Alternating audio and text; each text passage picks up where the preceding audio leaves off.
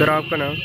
मेरा नाम है डॉक्टर गुलशन शर्मा। आज ये कार्यक्रम किया गया, इसका मुख्य आज हमने कार्यक्रम किया दशहरा दिन इसलिए हमने चुना कि आज जो बलात्कारी रावण होते हैं उनको जलाया जाए।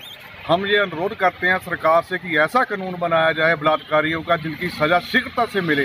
ये सालों वर्ष केस लटकते रहते हैं, इसलिए बलात्कारी ये छूट जाते हैं। हम चाहते हैं कि इनकी अलग कोर्ट बने और जल्द से जल्द इनकी सुनवाई हो और जल्द से जल्द कुछ महीनों में ही इनको सज़ा का प्रावधान किया जाए। सज़ा फांसी की बजाय ऐसी होनी चाहिए जो कि लोगों को और भी सबक मिले।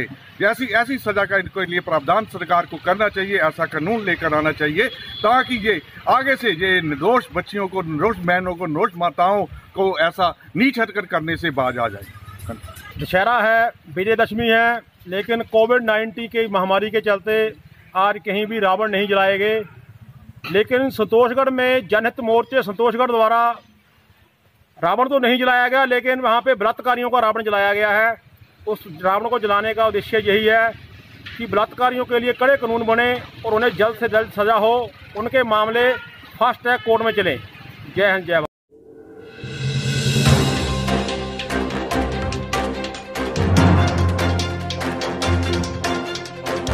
कार्यक्रम में उपस्थित अपने नगर के माननीय नगर संघचालक श्रीमान राजेंद्र जी और इस कार्यक्रम में उपस्थित सभी स्वयंसेवक बंधु,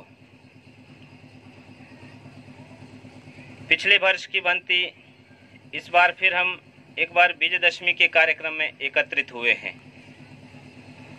परंतु इस वर्ष का कार्यक्रम पिछले वर्ष से थोड़ा भिन्न है।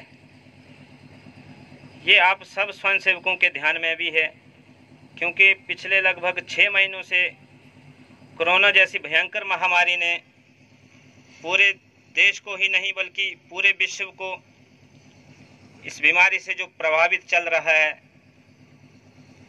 इस बीमारी ने पूरे विश्व को एक अपनी चपेट में लेके रखा हुआ है।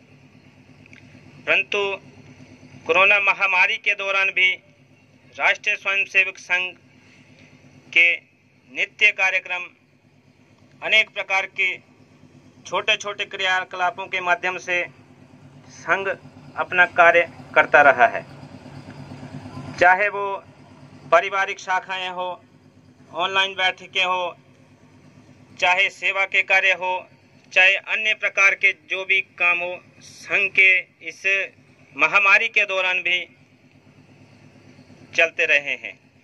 विजयदशमी के उत्सव पर हम आज यहाँ पे एकत्रित हुए हैं।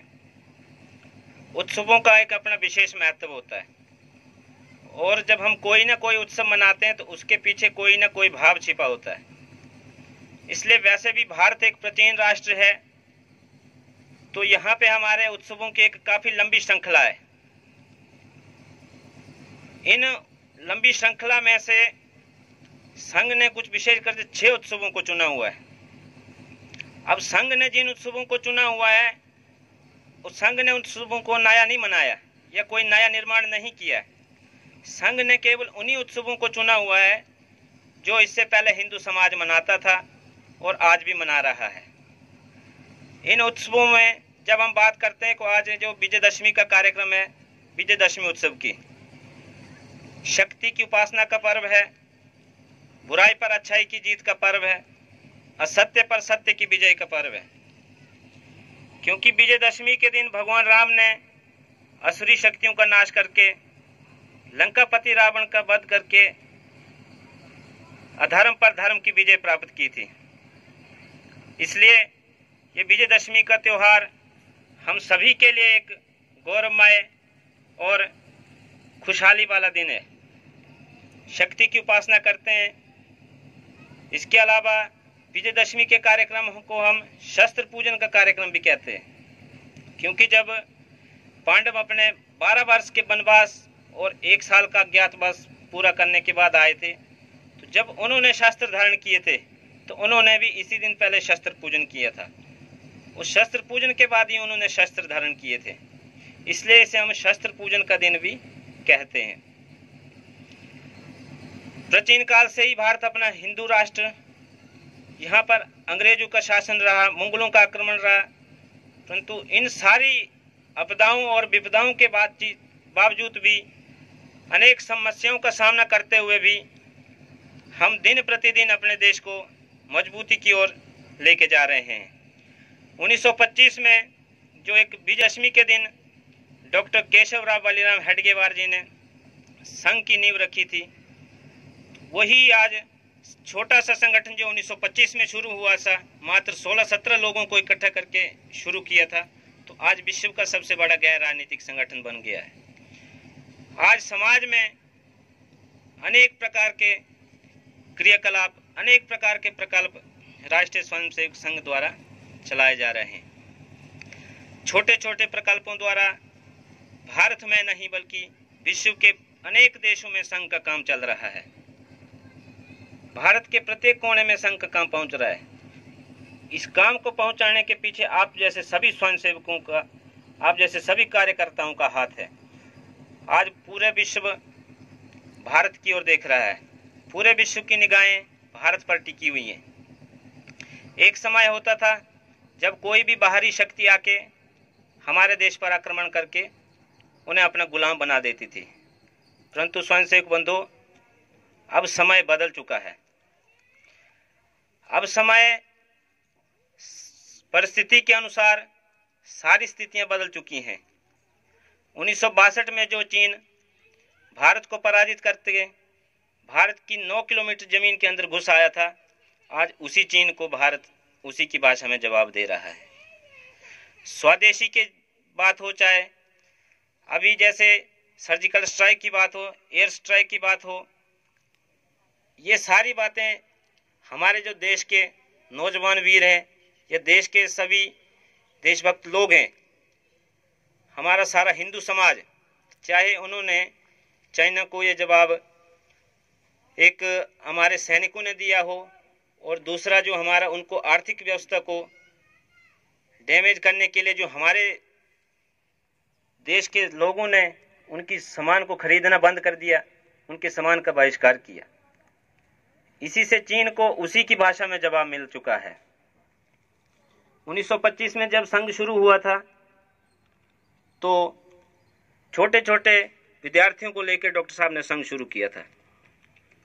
उस समय अंग्रेजों का शासन था, काल था, तो बोलते हैं कि हिंदू समाज को इकट्ठा करना इतनी समस्या थी कि जैसे मेंढकों को तोड़ने के बराबर होता है। एक मेंढक को तराजू में डाले तो दूसरा निकल जाता है, वैसे अपने हिंदू समाज की स्थिति थी। 4 हिंदू तभी इकट्ठे होते थे जब 5वां हिंदू कंधे पर होता था। ऐसी स्थिति अपने हिंदू समाज की थी। परंतु डॉक्टर साहब ने देखा कि 1925 में उन्होंने देखा कि 1947 में हमें आज़ादी तो मिल जाएगी, परंतु इसकी क्या संभावना है कि हमारा देश फिर गुलाम ना हो, क्योंकि हम कभी संगठित नहीं होते हैं और हम कभी संगठित रहे भी नहीं है।